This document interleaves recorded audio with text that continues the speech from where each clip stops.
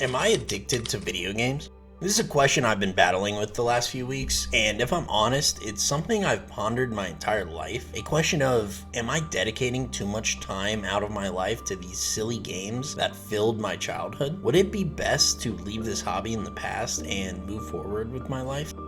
First, I decided to focus on what drove me to this point. What drove me to question the countless Minecraft worlds my friends and I built, the dozens of friends and good people I've met through gaming and online communities it brought me to, the hours upon hours I spent with my dad playing through Call of Duty campaigns as a kid, or the hundreds of attempts I had on bosses in games like Bloodborne or Elden Ring. Fucking Mimic got him. What a fucking G, dude.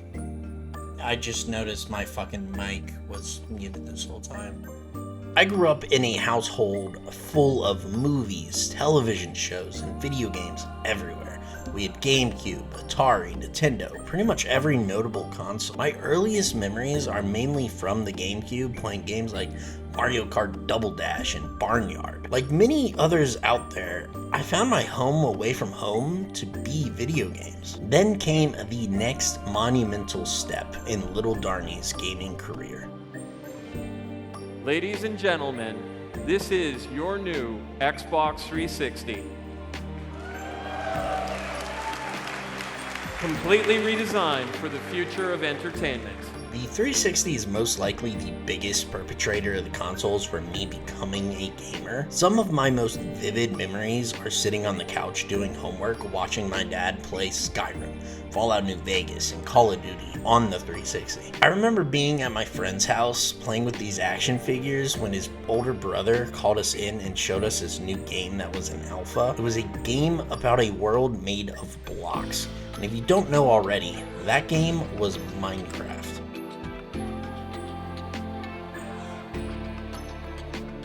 So, I did the thing that any kid would do.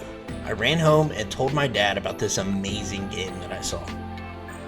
Little did I know that a few months later, I would get off the bus, run up to my house, open the door, and be thrown into a completely new life. Because what that 9-year-old Darnie did not know was that Minecraft was released on the Xbox 360 that day.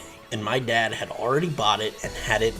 As you can expect, I sped through my homework, asked my parents to use the home phone, and gave my friend a call. 15 minutes later, he arrived and we'd started our first ever Minecraft world.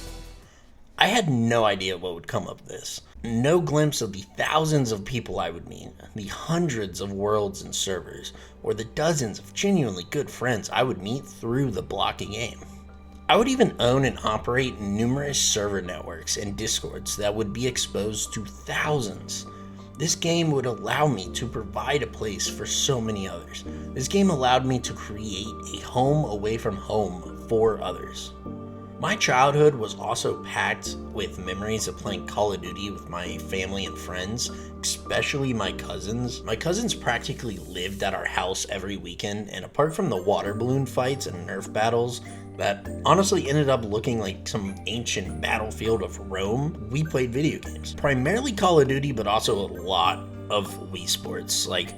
Matt was the ultimate villain in a game for me. So these memories of Call of Duty with my cousins, Wii Sports with my siblings, James Bond Nightfire with my parents on the GameCube, developed who I am today. This is without a doubt the birth of my passion for video games. Today, I play a lot of different kinds of games.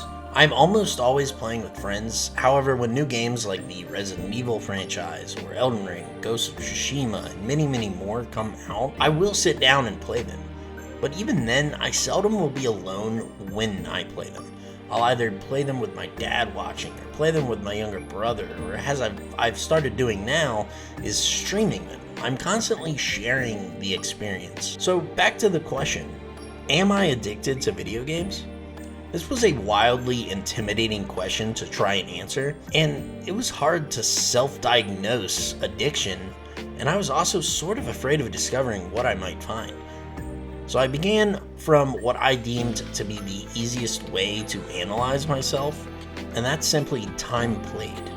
I immediately clicked on Steam, went to my library, and started assessing the games with the highest amounts of playtime.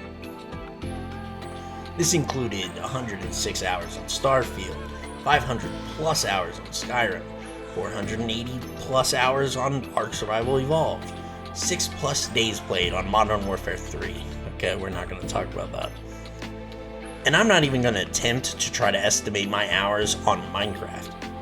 So now, looking at this was not shocking, but I also realized these were only my games on Steam. So with just trying to use the Steam hours, this method was kind of a bust. Well, not completely. I found that all the games with the highest playtime were all online multiplayer games. They were all games that I almost exclusively played with friends or others. With this in mind, I started to debate the question itself again, and what it truly meant to me. I went back to trying to figure out why this question came to me. Why was I determined to find out whether or not I was a gaming addict?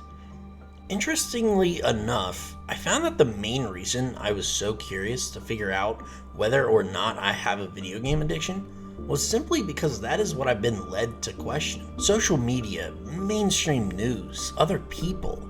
I've never been accused of being a video game addict and never really felt like I was. I never dealt with guilt or regret over any time spent playing with games with my friends, but I felt like I should have guilt or I should have regret. And ultimately, other people built doubt in my own mind. I came to this conclusion when I decided to deliberately give up video games for a handful of days. To my surprise, nothing felt different. I did not have these withdrawals that people on the internet and YouTube said I would. I did not feel miserable or bored. Life went on, just without video games. The biggest difference is that at the end of the day, I did not sit down with my friends and play games. I was not creating the laughs and the memories that I know will store away and I'll look back at here in a few years. So the answer to the question, are you addicted to video games, can be a lot simpler to answer than the complex question suggests. Video game addiction can be real, especially if you are prioritizing it over other elements of your life. But unless I hit that point, I believe I will always choose to be a gamer. I will choose the memories with my family and friends within the games. I will choose the lives and stories I get to experience within those games. I will choose the large part of me that will always be a gamer.